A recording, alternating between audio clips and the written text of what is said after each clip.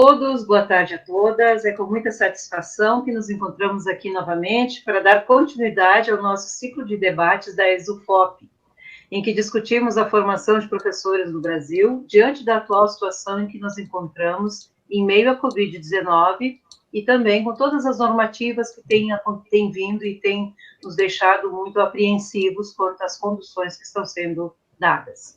Hoje estamos aqui presentes, nós, da atual gestão da ESUFOP, eu, professora Margarete, os colegas Maria Renata, Sérgio Franco, Gabriel Gabrowski, nossa convidada, a professora Helena de Freitas, e o nosso apoio técnico, Roberto. Nosso objetivo, nesse ano em que completamos 50 anos de ESUFOP, é continuar com a proposta de congregar as instituições do ensino superior do estado do Rio Grande do Sul, que ofertam os cursos de formação de professores, para o bom debate, juntamente com as demais representações nacionais e os coletivos importantíssimos que nós temos, para que nos unamos e tenhamos força, e tenhamos voz diante dos descalabros que vem acontecendo na formação de professores. Nosso ciclo de debates é composto por 3 lives, sempre nas quartas-feiras, às 17 horas, nas datas de 27 de maio, 10 de junho, hoje, e a próxima, dia 24 de junho. Todas as lives desse ciclo ficarão disponibilizadas para serem assistidas posteriormente no nosso canal do YouTube, esse que vocês estão nos assistindo. Na primeira live desse ciclo, tivemos conosco Vera Basso. Ela refletiu sobre o momento atual, a situação em que nos encontramos, encontros e desencontros nas orientações dos sistemas de ensino, avançando para a análise da formação de professores frente às atuais normativas.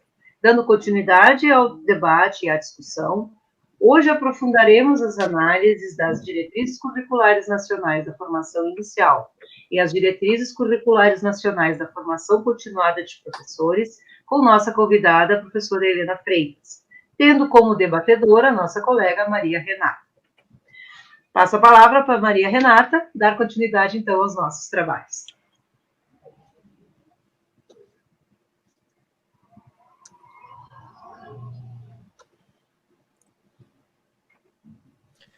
Atenção, o áudio não está aparecendo, da professora Maria Renata. Isso. Boa tarde, então. Boa tarde a todas e a todos. É um grande prazer estarmos aqui hoje para uma importante discussão, né, mais uma live da ESUFOP, em que teremos, né, como disse a professora Margarete, a discussão sobre as diretrizes curriculares nacionais de formação inicial e as diretrizes curriculares nacionais de formação continuada de professores, né? E temos o grande prazer de receber nessa live a professora Helena Costa Lopes de Freitas, né? Então, eu vou fazer muito rapidamente uma breve apresentação da professora Helena e, de pronto, já passo a palavra para que ela possa dar início à sua fala, pois, total, é isso que estamos esperando muito, né, tendo em vista esse momento tão complexo que estamos vivendo no campo de formação de professores, não é? Bem, então a professora Helena, ela possui graduação em serviço social, mestrado e doutorado em educação, ela é professora aposentada pela Universidade Estadual de Campinas e atua prioritariamente no campo da formação de professores, das políticas públicas de formação, discutindo questões relativas às diretrizes curriculares, né? E um dos aspectos bastante importante é que ela é membro da ANFOP, a Associação Nacional pela Formação dos Profissionais da Educação, uma entidade bastante importante que discute as questões relativas à formação de professores, da qual a ESUFOP tem sido sempre parceira, não é? De 2008 a 2009, a professora Helena colaborou com a CAPES, e de 2009 a 2011 com a Secretaria de Educação Básica do MEC, né, na coordenação geral da formação de professores. Como vocês podem ver, né, a professora Helena, então, é uma excelente, um excelente nome que vem contribuir de forma bastante significativa para as discussões que nós estamos fazendo com relação à formação de professores. Então, desde já, muito obrigada, professora Helena, pela sua participação. Com certeza teremos um momento bastante importante, no que diz respeito ao tema geral que nós nos expusemos aqui. Então, com a palavra, a professora Helena. Bom, boa tarde a todos e a todas. Eu quero dizer da enorme satisfação de poder estar aqui, participando desse debate ao vivo, convidada pela ESUFOP, que é uma entidade, como disse a professora Renata, né, e a professora Margarete também, há muito tempo parceira da Anfop, né. Eu quero aqui também fazer referência a duas pessoas que eu gostaria também de homenagear, uma que ainda está aí presente e atuante, outra em memória, que foi o professor Geraldo Meyer Fagundes, né, que participou, inclusive, de momentos de constituição da Anfop na década de 90, né, e a professora Celina também, que participou de vários encontros, né, da nossa entidade. E a discussão desse tema, que hoje nos toma, mais uma vez, né, depois de 21 anos, né, de muita luta no pós-LDB, que é a formação dos profissionais de educação, a formação dos professores, a formação dos educadores, né? E nós fazemos isso de uma forma, eu queria só recuperar em breves 10 minutos, que eu vou ser aqui bem rigorosa comigo mesma, espero, né, para fazer um pouco uma certa recuperação, para nós entendermos um pouco mais, não nós, mas também aqueles que estão nos assistindo, né? Por que é que aparecem essas propostas hoje? Porque vem muitas perguntas, às vezes, para nós, mas o que muda, né, com a Base Nacional Comum Curricular? O que muda, mudando as diretrizes? Muda o trabalho na escola? Né, muda a escola? E eu tenho dito o seguinte, a gente tem dito que muda sim, altera. Então, a gente vai tentar entender, né, explicar um pouco por que é que altera, para que a gente faça essa análise, né? Principalmente se esse debate também tem professores mais recentes, mais novos, né, que não estão tão históricos assim quanto nós, né, que já temos desde o final da década de 70 que a gente vem debatendo essa temática.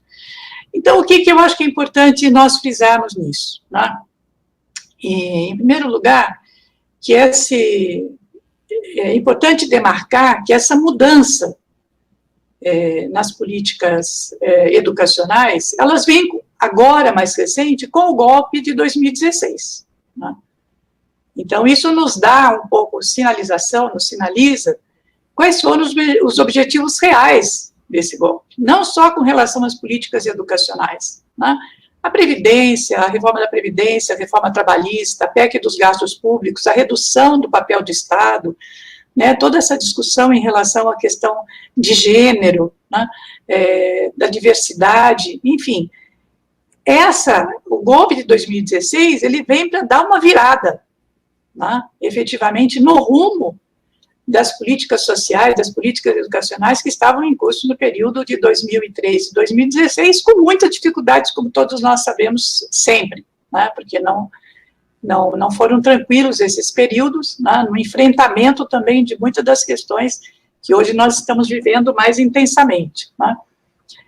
Então, eu acho que essa é uma primeira questão que a gente podia sistematizar, é assim, quer dizer, os objetivos desse golpe, né, de 2016, não tem nada a ver com pedaladas, isso já está comprovado. Foi para facilitar a retomada das propostas neoliberalizantes que foram interrompidas nesse período, né?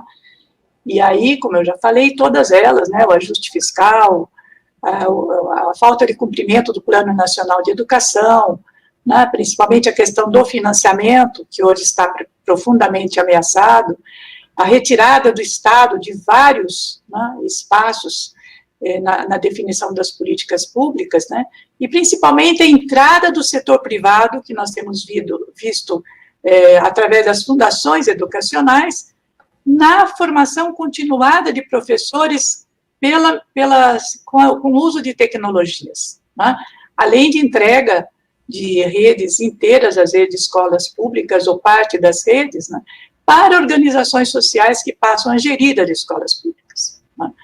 Então, acho que essas reformas educativas, né, que inclusive vieram da década de 90, elas são retomadas, né, a partir das propostas pós-LDB. Nós nos lembramos bem de todos os embates do Conselho Nacional de Educação contra a criação do curso normal superior, pela manutenção do curso de pedagogia, pela manutenção das universidades como espaços de formação e não os institutos superiores de educação, que rebaixavam a formação, né, pela manutenção da formação de professores de educação infantil e 1º a 5º anos nos cursos de pedagogia, pela valorização das faculdades, centros, institutos de educação no interior das universidades, como espaço de produção de conhecimento, que tem uma responsabilidade científica e acadêmica na produção de conhecimento da área educacional e na área da formação de professores, na área de currículo, de todas essas dimensões que nós tratamos quando nós falamos de formação de professores, né? Então, a valorização das faculdades de educação, se nós retomarmos os primeiros documentos quando nem éramos ainda ANFOP, nós vamos ver ali, né, o papel fundamental que nós sempre atribuímos às faculdades, centros e departamentos de educação, institutos de educação no interior das universidades, né, como esses espaços articuladores responsáveis por articular, certamente, as políticas de formação de professores no seu interior, né. Então, o que acontece nesse período que vem de 2003, 2015, né, nós conseguimos construir as diretrizes curriculares nacionais, né, da formação inicial e continuada de professores da educação básica e valorização profissional. Essas diretrizes de 2002 são aprovadas, foram resultado de um movimento de discussão com as universidades, né, de ampla participação, no sentido de construir um referencial e das diretrizes que substituíssem as diretrizes de 2002, né, que falavam a respeito, com aquela noção de competências que, afinal, acabaram nem mesmo sendo totalmente implementadas, porque logo em 2003, né, se alterou completamente o governo federal, mas elas trazem uma questão importante, que é importante nós frisarmos aqui. Por que isso é bastante complexo e grave? Porque as diretrizes de 2015, elas incorporam na formação inicial né, as diretrizes, os núcleos temáticos e núcleos formadores da estrutura dos cursos de pedagogia, né, presentes na resolução do curso de pedagogia de 2006. Né? Então, esse caráter de uma formação, não só para o curso de pedagogia, mas para todos os profissionais de educação, todos os professores, né, de todas as áreas, que aparece como uma indicação importante no sentido de recuperarmos para a formação dos professores as bases científicas e técnicas, né, dos fundamentos da educação, da ciência da educação e das ciências pedagógicas. Né? Eu acho que esse é um dado importante e avança também para uma compreensão de que há uma base comum nacional, embora ali não se refira à base comum nacional da ANFOP, né, nas diretrizes de 2015, é uma questão essa que a gente sempre reafirma, né, é a base comum nacional da ANFOP, que é um conjunto de princípios orientadores, não são diretrizes curriculares, é um conjunto de princípios que configuram uma determinada concepção de formação. Qual é a concepção de formação que estava presente ali? Uma concepção de formação de caráter sócio-histórico, né, que é defendido pela ANFOP desde da primeira Comissão Nacional de Reformulação dos Cursos de Formação do Educador, né, que precede a ANFOP. Esses princípios orientadores, né, eles são na verdade, além dessa concepção sócio-histórica da formação, né, vinculam a formação de professores, né, à necessidade de um projeto educativo, né, de um projeto histórico, de caráter emancipador, de formação, né, das novas gerações, da infância e da juventude, e, portanto, a necessidade de formação de professores atendendo a essas demandas, né, as demandas do nosso tempo, e não como vinha sendo colocada, né, de uma formação de professores, que significava a formação de recursos humanos para a educação, né, numa lógica de atender aos interesses do desenvolvimento do capitalismo unicamente na formação de profissionais que formassem uma mão de obra necessária, né, para o mercado de trabalho na forma como ele vinha se desenvolvendo, né. Então, é claro que a formação de professores, ela ganha uma importância porque ela se configura como um lugar de disputas de projetos antagônicos de sociedade, né? Ou seja, e é isso com que nós nos defrontamos sempre, os educadores, né? Nós queremos o quê com a formação de professores e com a formação da infância e da juventude, numa outra perspectiva também de uma escola que tem que ser, né, modificada e tem que avançar na sua forma de organização. Né? Como é que nós entendemos isso? Né? Que formação de professores é essa, defendida, né, pelos setores empresariais, necessárias aprofundamento do capitalismo, ou, né, uma formação sintonizada com os anseios, né, da população, da formação da infância e da juventude, com uma outra sociedade, né, que supere a opressão, a exploração, e que aponte para relações mais solidárias, né, uma sociedade justa, igualitária, que caminhe por uma outra forma, de um outro sistema social, né, seja ele como nós queiramos denominar. Não vou entrar nessa discussão, embora a gente tenha, né, bastante clareza que né, contra essa visão, né, do que nós chamamos hoje os reformadores empresariais, que visam formar a infância e a juventude, né, no âmbito da educação básica, com aquelas habilidades básicas necessárias hoje ao desenvolvimento do trabalho, né? E é só por isso que vem à tona a discussão das habilidades socioemocionais, né, e das competências, né, que estão aí postas tanto na Base Nacional Comum Curricular quanto na Base Nacional Comum de Formação, que visam formar, né, para essas novas habilidades que são exigidas quando você tem processos de informatização, as novas tecnologias, a robotização, enfim, em que todo o trabalho, antes denominado como trabalho fabril ou trabalho produtivo, né, era dominado pelo trabalho manual. Agora você tem essas novas necessidades que o próprio desenvolvimento do capitalismo coloca, né? Então, acho que essa questão, que eu acho que dá uma ideia geral, né, para nós, a resolução de 2002 e 2015, ela supera, ela vem num outro rumo, né, do que vinha sendo dado, e que muito mais sintonizado com o que nós sempre defendemos, mesmo na LDB. Então, na verdade, as próprias universidades, né, já vinham trabalhando muito com os princípios da Base Nacional Comum da Anfop, né, não todas elas, mas muitas tinham ainda essa, e tem ainda, né, muito essa concepção, né, de formação, não necessariamente apenas por conta da Base Comum Nacional da Anfop, né, mas porque tem outra formação. Então, acho que se a gente pudesse resumir, assim, um pouco isso, o que vem acontecendo, né, que essa proposta em relação à formação de professores, o que acontece? Ela passa a ser estratégica, né, para a implementação das reformas curriculares no âmbito da educação básica, né? E ela está sintonizada com a Base Nacional Comum Curricular, e aqui nós podemos dizer que essa vinculação da Base Nacional Comum Curricular, da Base Nacional Comum de Formação à Base Nacional Comum Curricular, ela prevê e inclui o controle pedagógico e ideológico de como se forma na educação básica, né, e com quais princípios orientadores.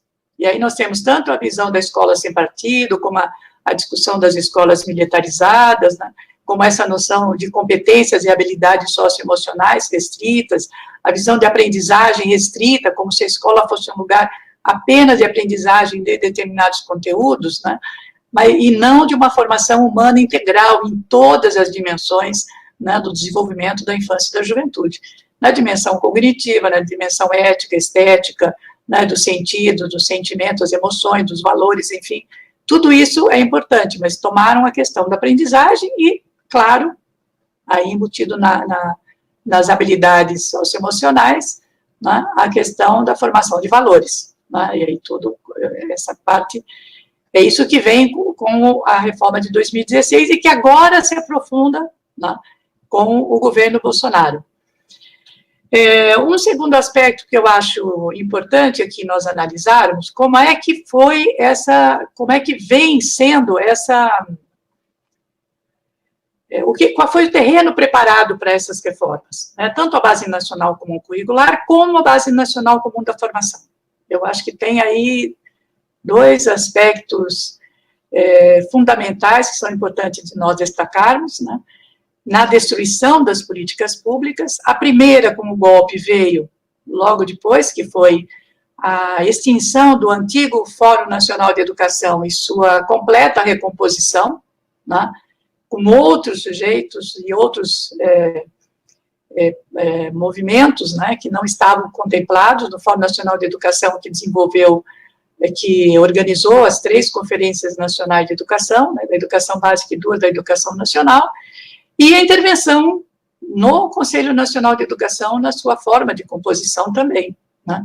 A tal ponto que nós temos hoje, no Conselho Nacional de Educação, como vem denunciando diversos autores, né, a Olinda Evangelista e o grupo de pesquisa dela, e a Avelar também tem discutido isso, hoje é composto basicamente por representantes, né, em sua grande maioria, das fundações, das organizações sociais, do Todos pela Educação, né, e também, principalmente, das universidades privadas e não necessariamente as não lucrativas, as confessionais e comunitárias, né, como nós entendemos que tem uma outra função também, mesmo no entendimento que eles são públicas no sentido do que hoje se entende por universidade pública, né.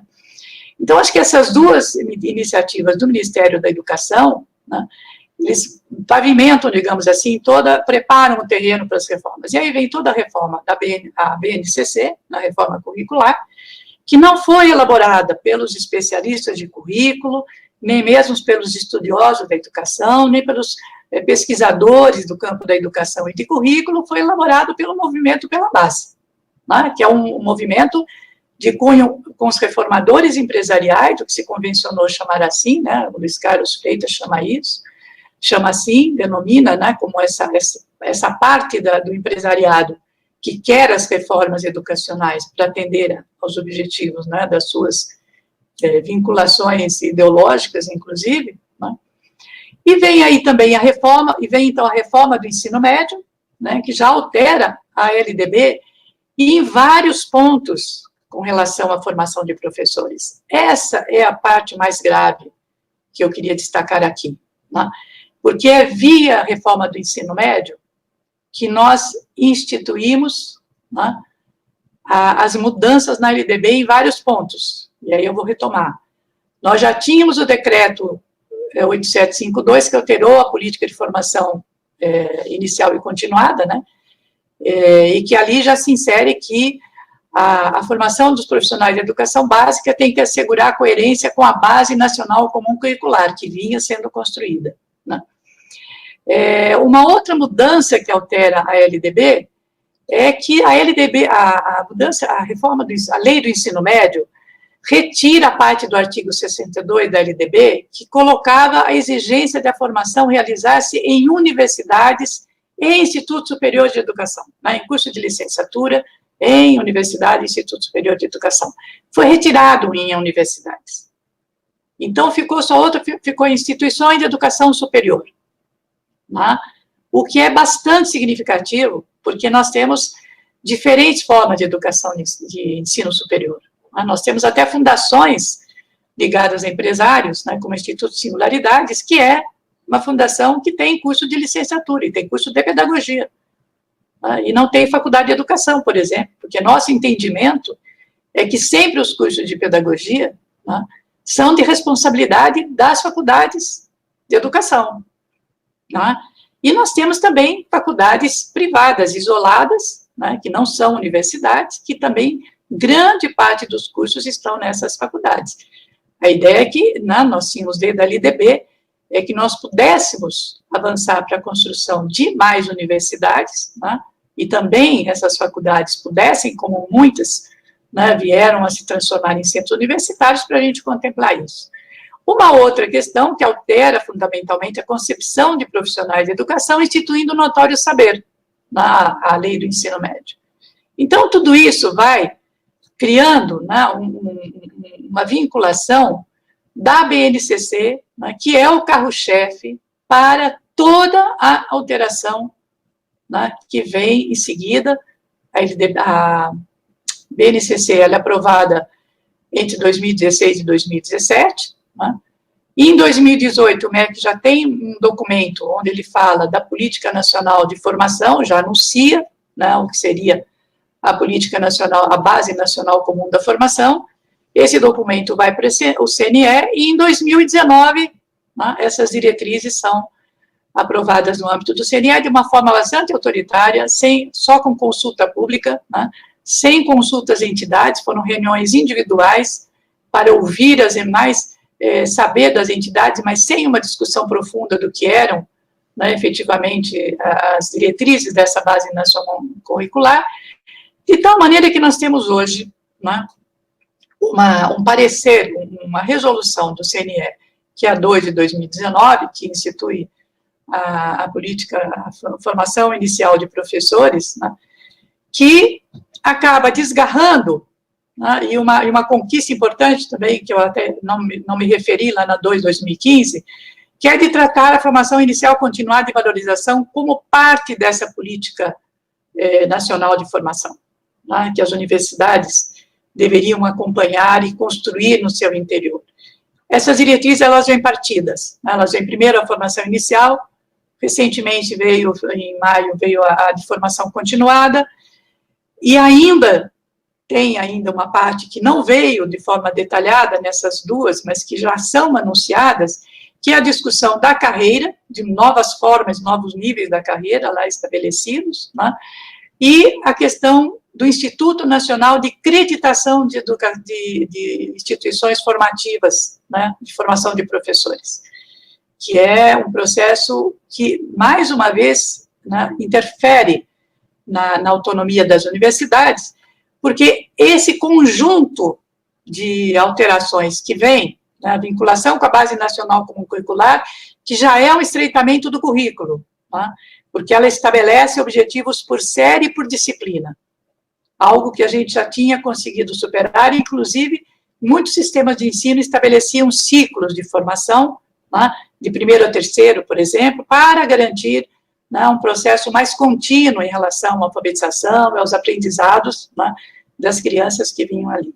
Ela também institui a Base Nacional Comum Curricular para a educação infantil, e insere a educação infantil na lógica já da educação básica, inclusive com os exames censitários em nível nacional, que nós não sabemos se restringirão a análise das condições das instituições de educação infantil ou se avançarão para verificar o quanto elas aprenderam, né, a ler, escrever e outras noções básicas em relação, né, à matemática ou às ciências, enfim. Então, essa vinculação estreita da formação com a BNCC, né, e da BNCC a uma estreita visão de currículo, tem como objetivo mesmo aumentar o controle sobre o processo de formação de professores. É disso que se trata.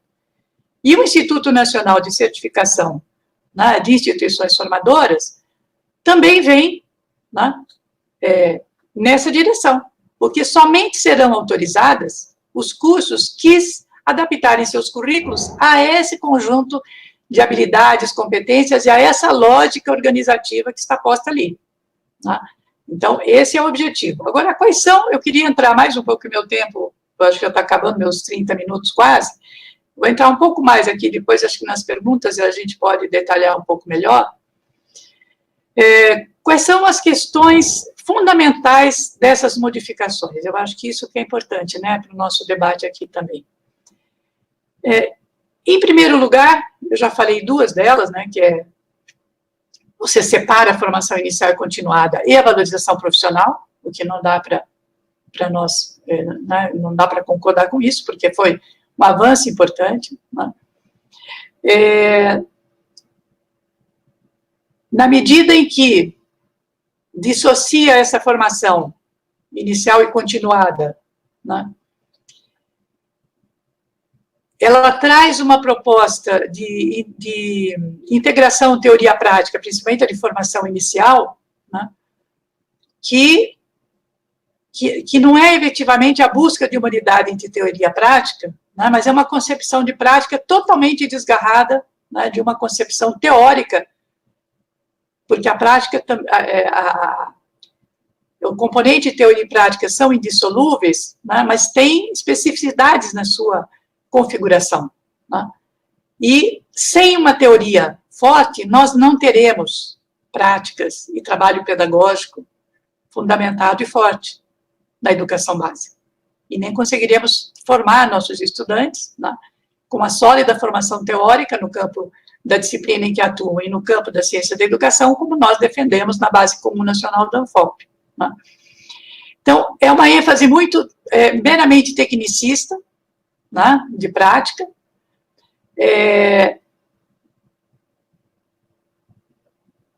O rebaixamento da formação teórica, basta a gente olhar, né, no nosso blog, o ano passado, nós fizemos uma comparação, inclusive, com as diretrizes de 2015, com essa Base Nacional Comum de Formação, em relação a os vários componentes, né, tanto a carga horária, quanto a questão das práticas, o número de horas, né, institui ali o que se chama nivelamento, né, que é o aprendizado de conhecimentos não dominados no ensino médio, né, que é uma questão que são 800 horas, ou seja, são muitas horas destinadas a isso, né, eu acho que é uma visão também pragmatista, né, da formação,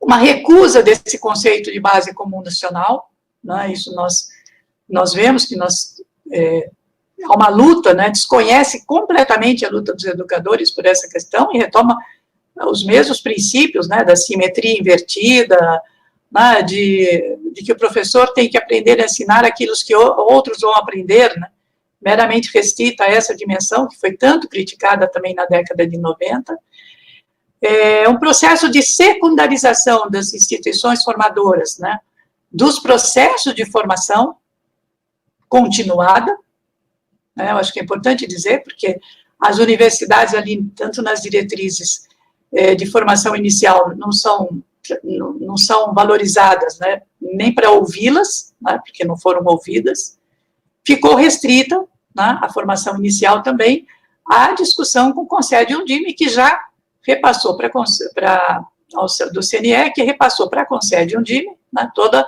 a discussão da formação continuada, e desde 2007 eles vêm tratando dessa questão, né, e que agora com a Base Nacional Comum da Formação Continuada também está posto ali que as universidades não estão na formação continuada de professores, são instituições locais, onde entrarão as universidades pela nossa análise, que não está posta ali, mas que a gente consegue imaginar. No mestrado e doutorado, no mestrado profissional e doutorado, né, das instituições universitárias, que têm pós-graduação, né, claro que serão certificados e autorizados pela CAPES, se e somente se estiverem incorporando os princípios da Base Nacional Comum Curricular, né, e da Base Nacional Comum de Formação, na formação de mestres e doutores também.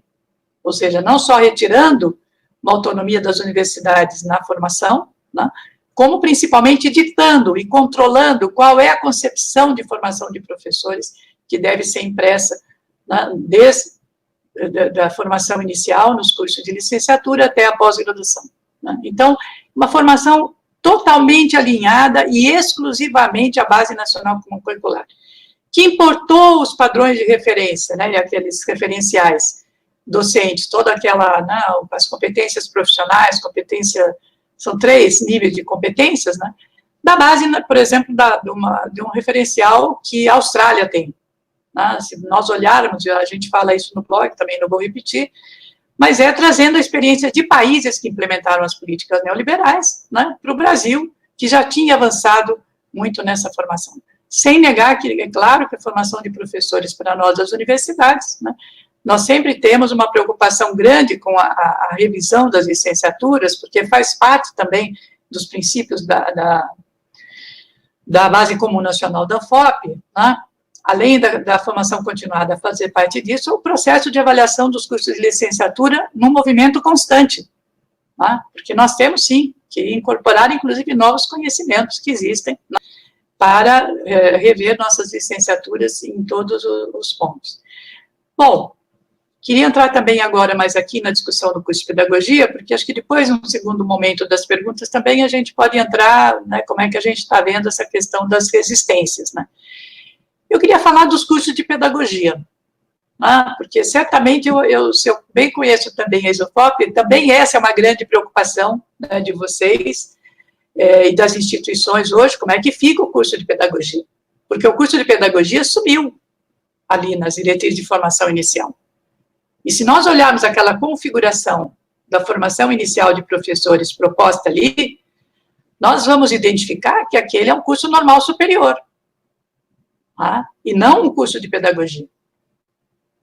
Se nós olharmos lá a tentativa de regulamentação do curso normal superior, que eu ainda até estou localizando para colocar no blog, nós vamos encontrar ali essa formatação, né? Inclusive na disposição da carga horária e nos objetivos, né? Então, é sim uma destruição do curso de pedagogia, porque inclusive muda a formação para as funções pedagógicas e de gestão que nós já tínhamos resolvido nas diretrizes de 2006, né?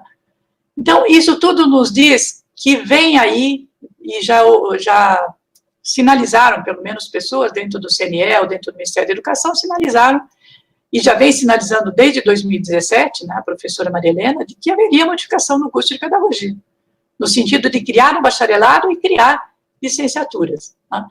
Esse é um embate, assim, que nós não vamos conseguir resolver, né, assim, dessa forma, né, criando bacharelado, porque nós vamos retirar uma concepção que é muito cara para o movimento, que é de formar tanto o professor quanto o especialista de educação no educador, né, que é um pouco a máxima construída lá pelo Dermeval Saviani na final da década de 70 e 80. Né? Ou seja, o que é essa educação? Quais são os fins e finalidades da educação? Qual é a função social da escola?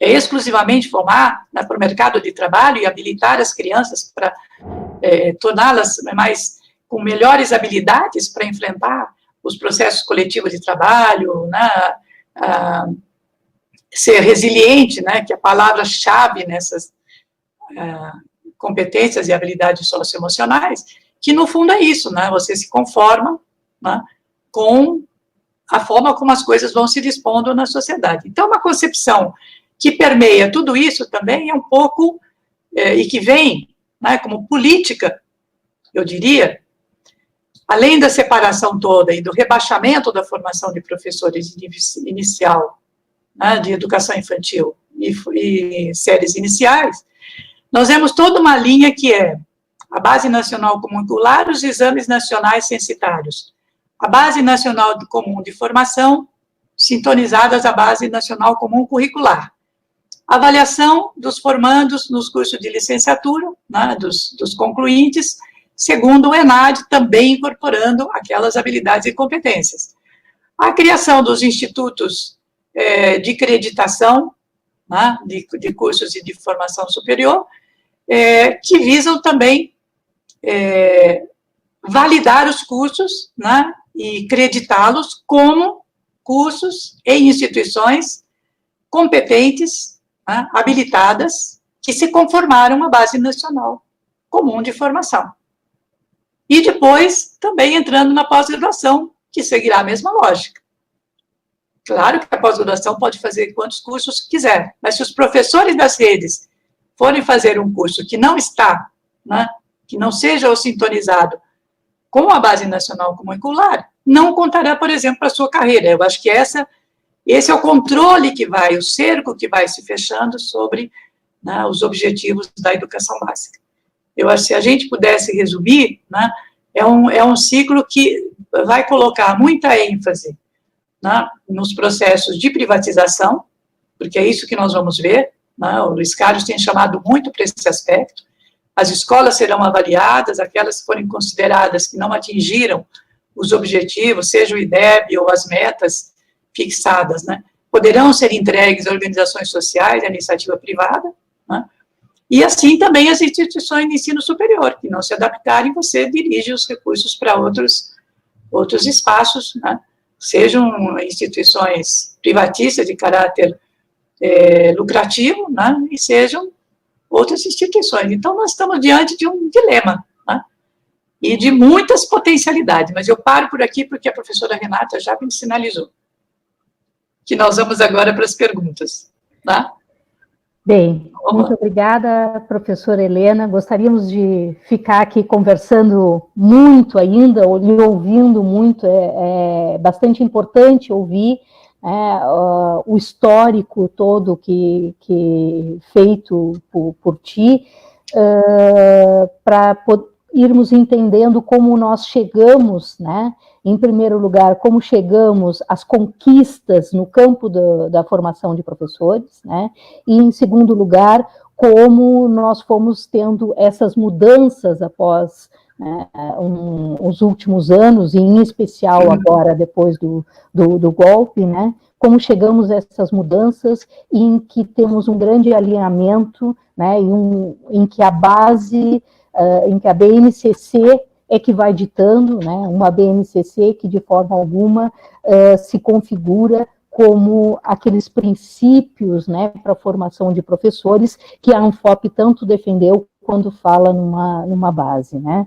Bem, então, antes de passarmos para as perguntas, né, nós temos aqui um conjunto de perguntas, eu gostaria de destacar que temos um grande número de pessoas nos assistindo, né, diferentes pessoas nos assistindo, de diferentes universidades, de diferentes entidades, né, vou destacar algumas que foram aparecendo, né, o FSCar, o FPEL, o NESP, FURG, o FMG, a SERS, enfim, um grande número de entidades que se fazem e instituições que se fazem presentes aqui hoje, né?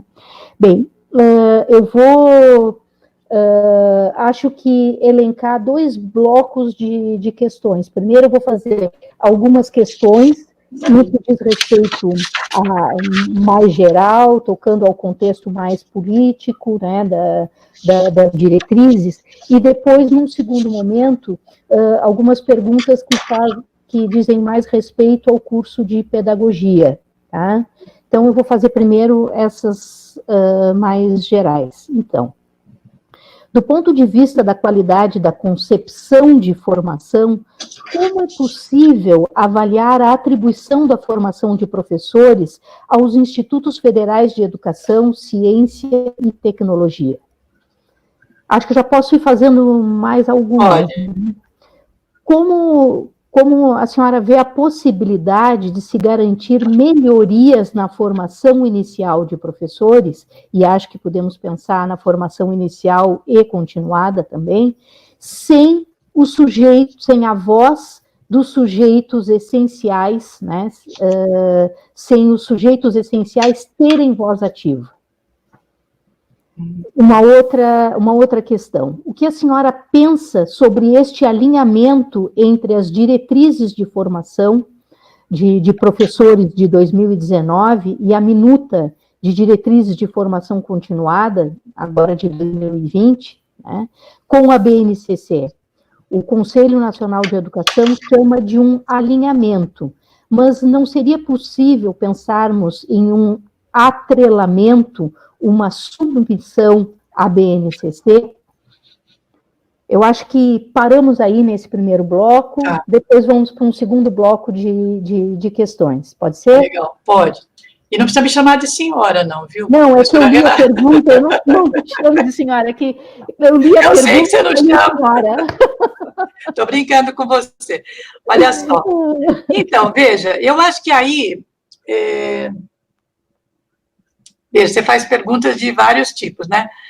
Vou pegar pela questão da melhoria na formação inicial e continuada, ou seja, é impossível nós, realmente, você imaginar que o Conselho Nacional de Educação possa, né, fazer uma discussão sobre formação inicial e continuada de professores sem trazer os sujeitos dessas ações. Tanto os professores das universidades que formam professores das licenciaturas, quanto na formação continuada. Está mexendo com a vida dos professores, essa que é a questão, porque vai mexer na carreira, vai vincular, inclusive, o quanto o professor está sintonizado na sua formação continuada com as expectativas da BNCC para permitir ou não a ascensão na carreira, né? Então, isso é uma violência, e é assim, é uma total intenção de controle sobre o trabalho pedagógico, o trabalho docente na educação básica, que absolutamente não vai existir, não vai poder existir, porque os professores vão reagir, né? Eles reagem a essas formas. Eu acho que essa é uma discussão importante. O que nós temos de novo aqui nesse pedaço, que eu acho que é importante nós estarmos alertas. A pandemia, né, que é uma grave situação sanitária, mas que nós vivemos aqui no Brasil uma crise política sem precedentes, também vou abreviar meu tempo aqui, senão não dá para falar tudo, né? Ela traz uma situação inusitada. Para nós, que nós estamos vendo que são possibilidades que a gente tem de retomar várias das questões na escola pública, por outro lado, a pressão das grandes fundações empresariais sobre a escola pública para, no pós-pandemia, entrar lá com toda essa parafernália das novas tecnologias, das plataformas, tanto oferecendo cursos, como quase que aulas prontas, que as crianças e os jovens, né, como se fosse assim, com essa facilidade toda, possam acessar de qualquer instrumento, né? E vale a pena lembrar que quando teve o Katrina em Nova Orleans, o Luiz Carlos sempre lembra desse exemplo, né? Ali entrou uma grande força das empresas privadas, nada a ver com educação, de qualquer ordem, né? Organizações sociais, e privatização das escolas. E nós vemos o resultado lá, é só acessar, né, para a gente saber como isso, o que acontece nesses processos. Então, é assim, primeiro que nós vamos ter, né, que resistir a isso. Eu acho que ainda precisamos ter uma organização maior, principalmente da CNTE, em articulação com sindicatos municipais, locais, estaduais, enfim, que é parte da CNTE, nós, das universidades, enfim, como é que nós nos articulamos para isso? É impossível levar a formação inicial, porque também o que acontece com o Conselho Nacional de Educação e esse grupo que está lá, na implementação das propostas? Eles colocam toda a responsabilidade da formação da infância e da juventude como se o problema fosse os professores, e desconhecem as condições, né, externas, tanto da condição de vida das crianças e as diferenças e as desigualdades, né, quanto as condições de formação. Nós não temos as mesmas condições de formação nas universidades públicas e em muitas universidades privadas, onde a grande maioria dos cursos é totalmente quase à distância, não é só os 40%, né, e cursos noturnos, instituições privadas, né, que às vezes você tem uma outra condição. Por quê? Porque você não tem professor na carreira em instituições privadas, em grande parte delas, na graduação. Quando você tem, estão na pós-graduação. Você tem professor contratado horista, não tem jornada. E a formação de professores exige professor, eu diria, que até em tempo integral, que se dedique à formação de professores, na sua pesquisa, na sua extensão e no ensino de graduação. Então, essas são condições que elas não estão presentes em todas as instituições. E isso não é regulado, digamos assim, né? O CNE também se recusa a dizer. Então, essa discussão, ela vai longe. Tá? A segunda questão, o alinhamento da inicial e continuada, já na formação inicial, já se colocava no parecer, tá? Se nós olharmos ali, a intenção do parecer era tratar da inicial e continuada, porque o parecer já sinalizava todas as questões de formação continuada, tanto que a ANFOP alertou lá em 2019, né, que a formação continuada seria entregue aos municípios e às instituições e arranjos locais, né, e não necessariamente às universidades, ou seja, a Rede Nacional de Formação, com aquele conjunto, né, de iniciativas que nós tínhamos, ela acabou terminando, né, Então, eu acho que isso também já sinalizava, é uma total sintonia e vínculo com relação à vinculação à BNCC. E ainda vem aí, eu acho que essa resolução agora de 2020, ela foi demandada pelo MEC, porque o MEC quer incluir outras coisas. Nós imaginamos que vem aí a mudança nos cursos de pedagogia, certo? E vem também as mudanças na carreira e talvez nessa questão da acreditação de instituições formadoras. De qualquer maneira, nós consideramos que a resistência nossa tem que acontecer, né, num quadro de, inclusive, desobediência civil, certo? Nós não implementaremos, né, acho que a gente, vamos fazer essa discussão com as instituições, né, para manter a 2 de 2015. Né? E depois a gente vai pensando outras formas, né, de subverter, digamos assim, isso como nós fizemos em muitos tempos da ditadura. Né? Vinha lá um currículo mínimo, a gente dizia, olha, essa disciplina equivale a essa e mandava para o Conselho Federal de Educação. Né? Mas nós, no chão da universidade, né, desenvolvíamos outra formação. É mais difícil hoje? Provavelmente. Né? Vamos ver o quanto, né, essas políticas neoliberais conseguem avançar agora com esse quadro, né, trágico que nós estamos vivendo em termos políticos do nosso país. Com relação à questão dos institutos federais, Renato, eu tenho uma posição, assim, é uma posição difícil que eu tenho em relação a isso. Porque eu acho que nós flexibilizamos demais a criação de cursos de pedagogia ou de formação de professores de 1º a 5º anos e educação infantil em outros lugares que não as faculdades de educação e nas universidades, tá, ou faculdades, vamos dizer assim. Então, hoje você tem cursos de licenciatura, você tem no Senac São Paulo, você tem cursos de licenciatura, como eu disse, no Instituto Singularidades, que é vinculado ao Instituto Península, de uma empresa ligada ao Abílio Diniz, por exemplo. Você tem o surgimento de outros espaços de formação, né? Você tem o Ensina Brasil, né, que é uma organização social que prepara bacharéis para atuar na sala de aula, mediante 400 horas de cursos de pedagógicos, né, de disciplinas pedagógicas. Você tem um conjunto de iniciativas que são complicadas. Os institutos federais não se localizam nessa lógica, são institutos públicos. Mas eles têm cursos de pedagogia sem uma faculdade de educação, né, que produza conhecimento sobre a educação. E eu acho que isso é um pouco o dilema que nós tivemos nas diretrizes da pedagogia em 2006, quando nós insistimos com os professores que estavam construindo a resolução, o curso de pedagogia tem que ser um curso de graduação plena. Não é nem bacharelado e nem licenciatura. É um curso, porque é essa nomenclatura que a universidade entende, e não se conseguiu sair desse nó. É um curso de graduação plena, como é um curso de medicina, que forma profissionais médicos, certo? Você forma profissionais, não é bacharel para pesquisa, nem para atuar em determinados campos da medicina. É médico. Mas esse conceito nós não conseguimos. Então, ficou essa dissociação, né, da licenciatura de uma compreensão de um curso de bacharelado que trata da ciência da educação e das ciências pedagógicas como base para a formação dos professores. Né? Que a de 2015 traz para nós, porque traz os núcleos da pedagogia para todas as licenciaturas. Então, essa dissociação é que cria um problema, né? Porque, como os institutos são autorizados a criar licenciaturas, eles criaram a licenciatura em pedagogia, que não existe. Né? A gente se perguntar, mas como licenciatura em pedagogia? Então, são esses isso. Hoje, eu acho que nós vamos ter que rebater isso. Não sei se teremos o mesmo apoio dos estudantes, porque eu me lembro bem do 3276, né? Lá em 99, quando os estudantes do Brasil inteiro construíram camisetas pela formação de professores no curso de pedagogia, em defesa do curso de pedagogia, né, com aquela margarida amarela, uma camiseta vermelha toda, me lembro bem.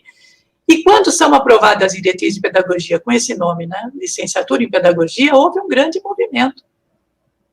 Mesmo instituições que haviam apoiado sempre isso, né, dos estudantes também. Depois, eu não sei, as instituições resolveram isso de alguma outra maneira, né?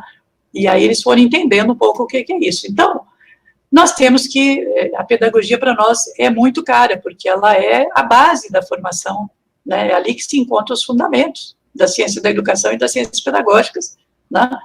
Que é desenvolvido na formação de primeira a quinta e educação infantil, que nós entendemos que faz parte da formação de todos os professores. Não sei se respondi tuas questões. Acho que sim. É? Sim. Então tá. Eu acho que a gente, já que estamos, já que estavas falando sobre o curso de pedagogia, né, são inúmeras as questões que estão chegando aqui, mas eu vou já pensar duas questões que apareceram aqui com relação à pedagogia, e depois uma outra que não tem relação com a pedagogia, tá bem?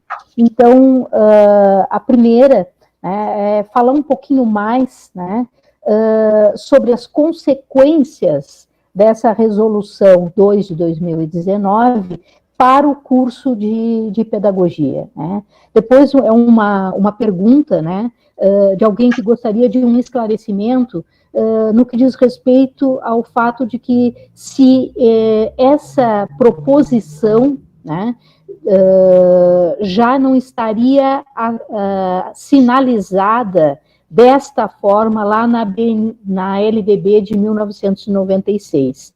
E depois, uma outra pergunta que não tem relação com o curso de pedagogia necessariamente, né, mas também tem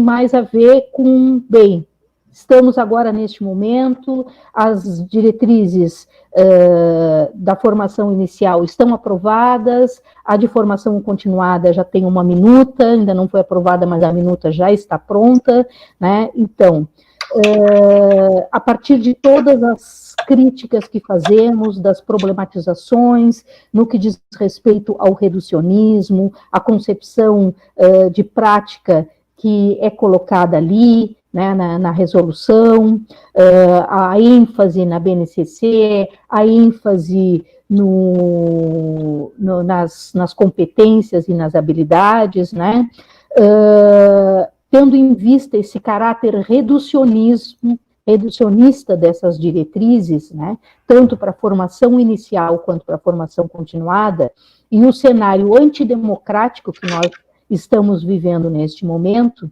o que pode ser feito a curto e a longo prazo para que possamos retomar ou garantir alguns princípios das diretrizes curriculares nacionais de 2015. Tá. Bom, vamos lá. As consequências para o curso de pedagogia, eu acho que é um pouco, eu já adiantei na pergunta quando eu falo da separação do bacharelado da licenciatura.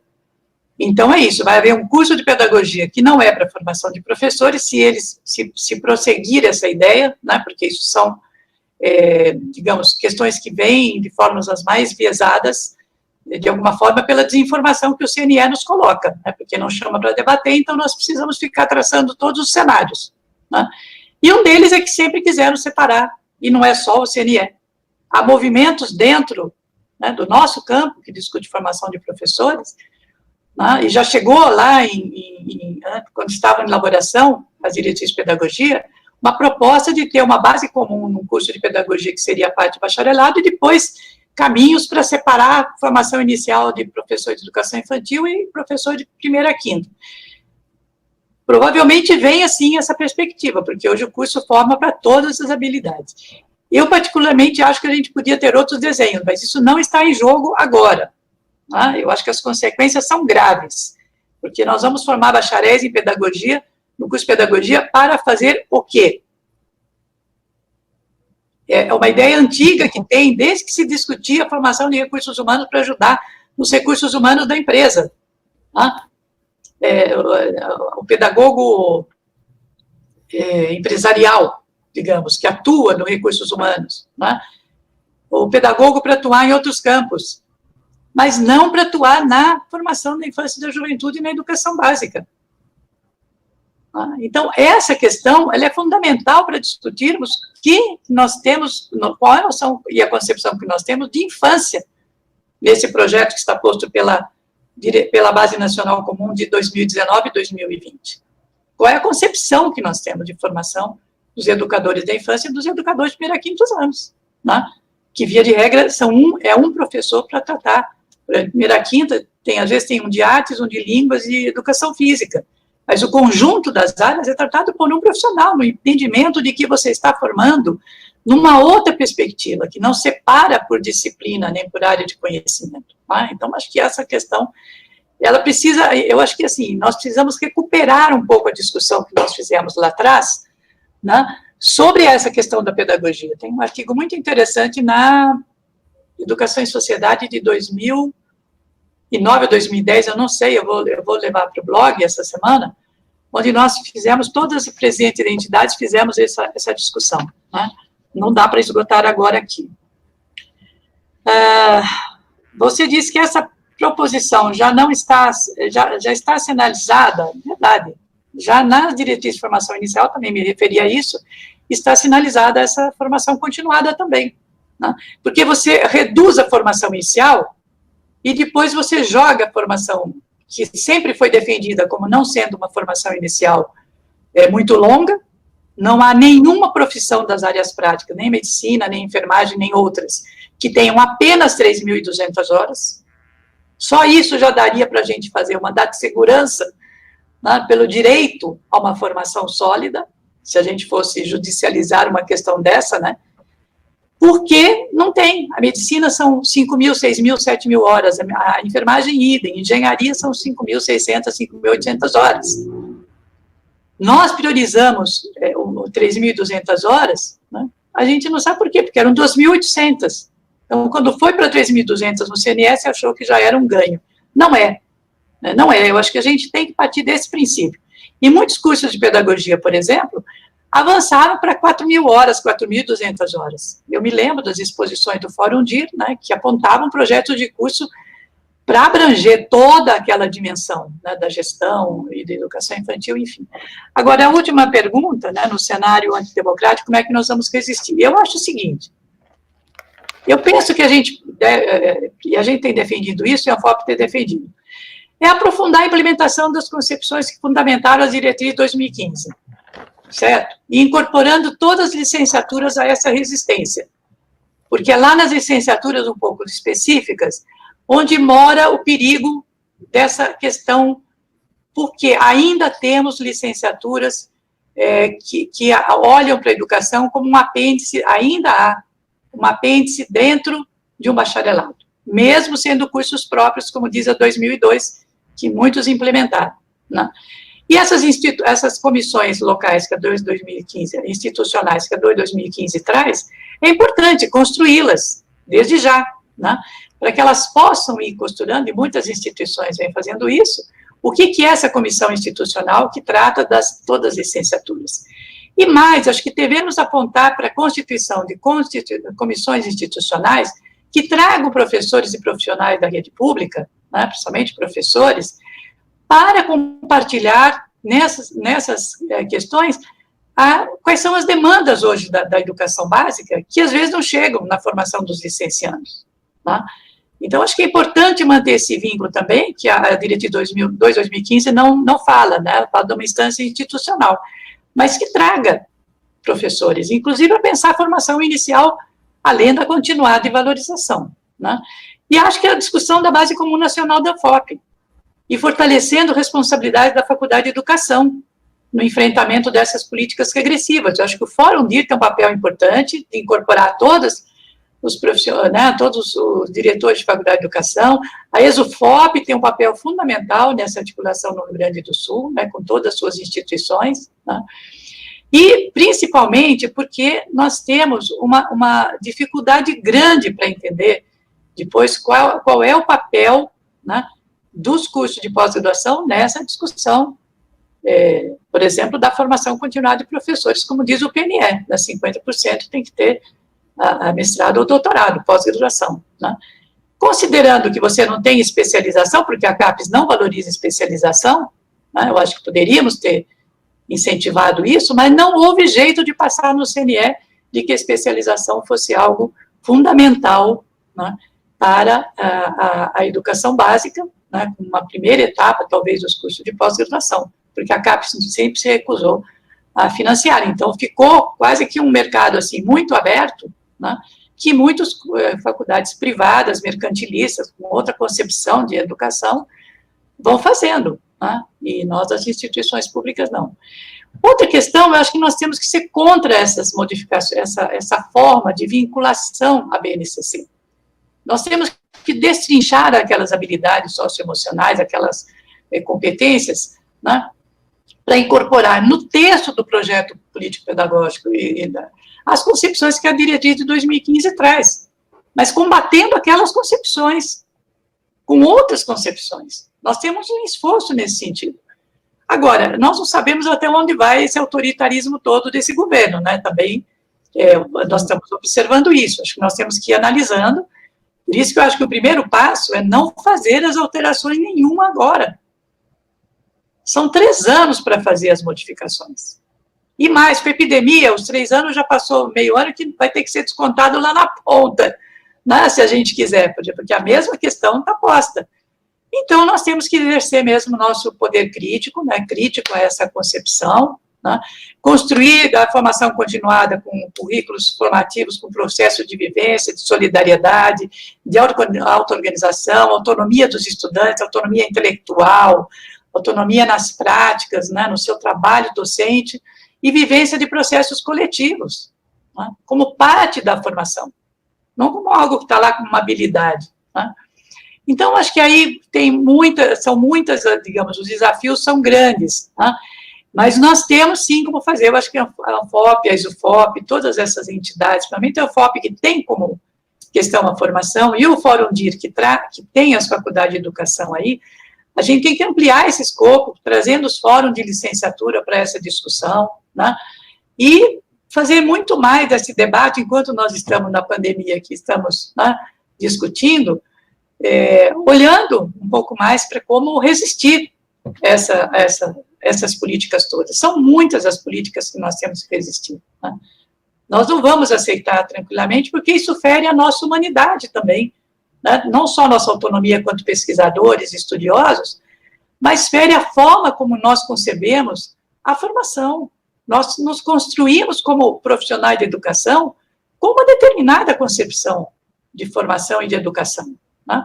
Crítica, né, de formar sujeitos críticos, concepção emancipadora, né, fundada nos fins e objetivos da educação, né, da escola pública, na função social da escola, e não simplesmente preparar para o mercado de trabalho, né, com essa visão mecânica, tecnicista, né, tecnocrática, de que essa é a função principal, né, da educação básica. A gente já passou um tempinho aí. Eu não sei se eu respondi, Renata, mas é assim, é muita coisa, né? É muita coisa, olha. Muito, eu não sei se eu consegui. É um tema que vai exigir ainda muita discussão nossa, vai exigir muitas lives, né, nesse momento de pandemia. Nós só temos a agradecer a tua disponibilidade, né, de estar aqui conversando conosco, tematizando e problematizando, nos fazendo pensar sobre o que essas diretrizes representam no contexto atual, né, e ativam o nosso pensamento para que possamos também pensar algumas alternativas a partir do que vem sendo colocado, né. Pois é, eu acho que bem importante, sim. Não, eu acho que a gente está vivendo esse momento, eu sempre digo, aí eu gostaria de reprisar antes que caia a live, que eu acho que assim, a gente está vivendo esse momento da pandemia, que ele é bem contraditório, ao mesmo tempo que ele impõe para nós essa tristeza, esse sofrimento, nós temos a perspectiva de fazer discussões que eu acho que a gente tem que fazer.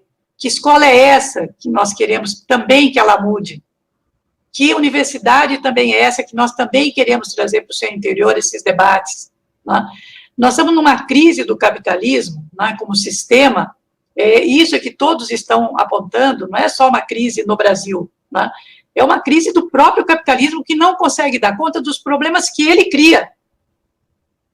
Né, ele já dava alguma conta algum tempo atrás, né, com as políticas neoliberais, hoje ele nem isso ele consegue dar conta. Nós estamos vendo qual é a proposta defendida pelo nosso governo e por vários outros países, né, pelo nosso governo não, pelo presidente, né. Então, isso para nós tem que dizer alguma coisa, nós temos que apontar com uma perspectiva de uma outra sociedade. E imaginar o que seria a formação e a escola, quando nós estivermos livres dessas amarras. É isso mesmo. Eu acho que é isso aí, se a gente pudesse, né, resumir, sim, eu queria terminar um pouco com isso.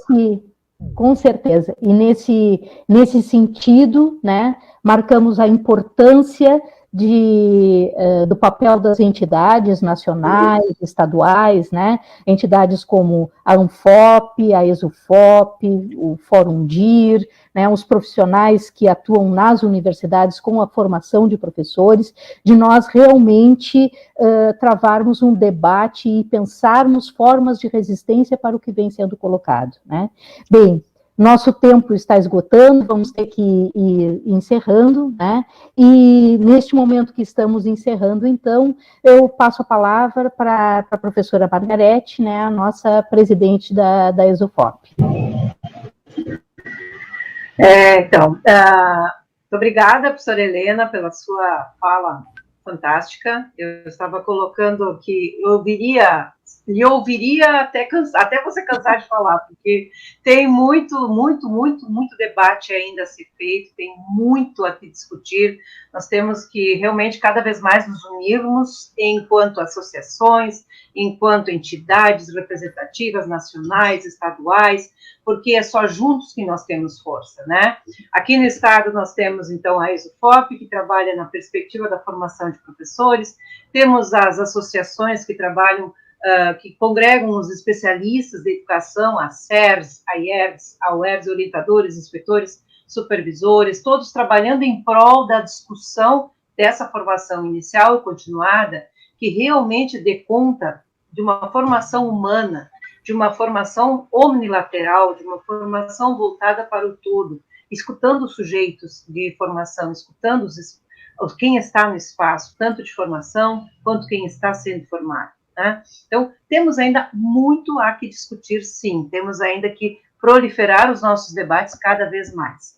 Agradeço imensamente a sua participação, Renata, pela bela mediação feita também, aos demais colegas que estão fazendo o nosso trabalho de mediação, o Gabriel, o Roberto, o professor Sérgio, que estamos todos aqui organizados para dar conta de fazermos uma live que dê conta das discussões, apesar da tecnologia, por vezes, nos segurar um pouquinho, né, como lá no nosso início, mas acredito que sim, tenhamos conseguido atingir a proposta do debate, de fomentar. Temos que estar cada vez mais fomentando a discussão e fomentando o debate, né? Entendo que uma questão primordial, onde é que fica o espaço da artesania docente no meio de tudo isso, né? Entendo que é nesse espaço de contradição, no movimento da contradição, é que nós vamos encontrar aquele espaço necessário para fazer a resistência que nós precisamos fazer. Encontraremos, sim, sempre encontramos. Sempre encontramos, né, Helena? Sempre. O teu resgate histórico mostra isso, né? Sempre. Nós ainda estamos na ativa, então nós vamos sim conseguir, a partir da união de todos. Eu concordo com isso, sou plenamente a favor e defensora dessa união que nós temos que ter em prol de uma formação de professores que formem um humano, e não o técnico apenas, mas o humano. Para o humano, né? Para o humano também, porque a desumanidade, ela está posta hoje, a gente está vendo, né? Essa polaridade, né? Exatamente. Então, e agradecer a todos que participaram conosco, a todos que estão nos assistindo, relembrando que este é o nosso ciclo de debates da ESUFOP. Nós tivemos essa nossa segunda live hoje, teremos a próxima agora com o professor Erasto e com a nossa também colega da ESUFOP, a professora Eliara, que vai fazer a mediação e que nós vamos trabalhar sobre as questões da educação, formação de professores e direitos humanos. Então, avançamos nos debates, avançamos nas discussões, cumprindo também um papel da associação, que é reunir e congregar todos para que nós possamos, unidos, ser cada vez mais fortes. Muito obrigada a todos, muito obrigada a todas, agradeço imensamente a participação de todos os que nos escutaram, todos os que mandaram suas perguntas pelo chat